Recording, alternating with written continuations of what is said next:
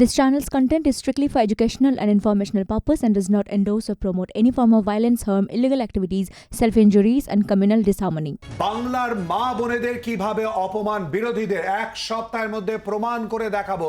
সব তথ্য প্রমাণ হাতে আছে। হাওড়া রোড শো থেকে হুঁশিয়ারি তৃণমূলের সর্বভারতীয় সাধারণ সম্পাদকের।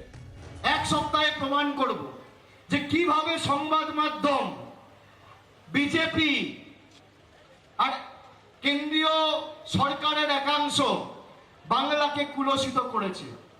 এক সপ্তাহের মধ্যে প্রমাণ করব। বাংলার মানুষকে নিয়ে মানুষের কাছে জনসমক্ষে নিয়ে আসব যে বাংলা মাকে কিভাবে সারা ভারতবর্ষের কাছে এই বিজেপি নেতারা চক্রান্ত করে বাংলা মায়ের ভাবমূর্তি ক্ষুণ্ণ করেছে। আমি হাতে তথ্য ছাড়া কথা বলি না, আমার হাতে তথ্য রয়েছে, ঠিক টাইমে নিয়ে আসবো।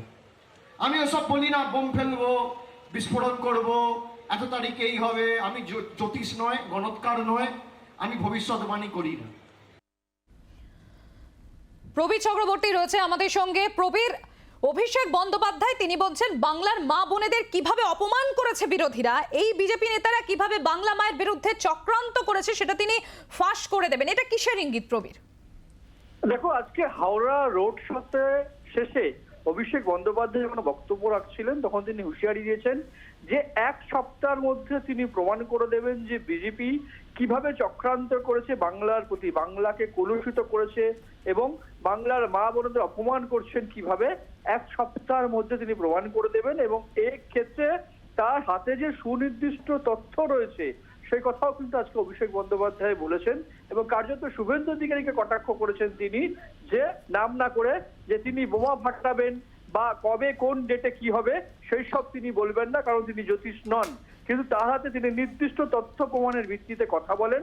তাই এক সপ্তাহ সময় নিচ্ছেন এবং এক সপ্তাহের মধ্যে তিনি প্রমাণ করে দেবেন যে বাংলাকে এবং বাংলার মা বোনেদের কিভাবে কলুষিত, বাংলাকে কিভাবে কলুষিত করা হচ্ছে, কিভাবে অপমান করা হচ্ছে তা তিনি প্রমাণ করে দেবেন, সেটা এক সপ্তাহের মধ্যে। প্রবীর, কোন ঘটনার পরিপ্রেক্ষিতে তার এই ইঙ্গিতপূর্ণ মন্তব্য, এ ব্যাপারে বিশেষ কিছু কি জানা যাচ্ছে এখনো পর্যন্ত সূত্র মারফত? দেখো কোনো ঘটনাকে সামনে ধরে তিনি কথা বলেননি, কোনো ঘটনাকে তুলে ধরে তিনি কথা বলেননি, এই হুঁশিয়ারি দেননি। রাজনৈতিক মহল মনে করছেন যে এই মুহূর্তে সন্দেশখালী ইস্যু হচ্ছে সবচেয়ে বড় ইস্যু, এই ভোটে অন্যতম ইস্যু বলা যায় সন্দেশখালী। সেই সন্দেশখালীর বিষয়ে অভিষেক বন্দ্যোপাধ্যায় আগেও তোপ দেখেছেন বিরোধীদের প্রতি, বিজেপির প্রতি। রাজনৈতিক মহল মনে করছে যে এই ক্ষেত্রে সন্দেশখালীর ঘটনাকে সামনে নিয়ে আসতে পারেন এবং সেক্ষেত্রে সন্দেশখালীতে যে কিভাবে বিজেপি চক্রান্ত করেছে তার কোনো তথ্য প্রমাণকে সামনে নিয়ে আসতে পারেন বলে মনে করছে রাজনৈতিক মহল। বাংলার আওয়াজ, বাঙালির আবেগ, জি 24 ঘন্টা।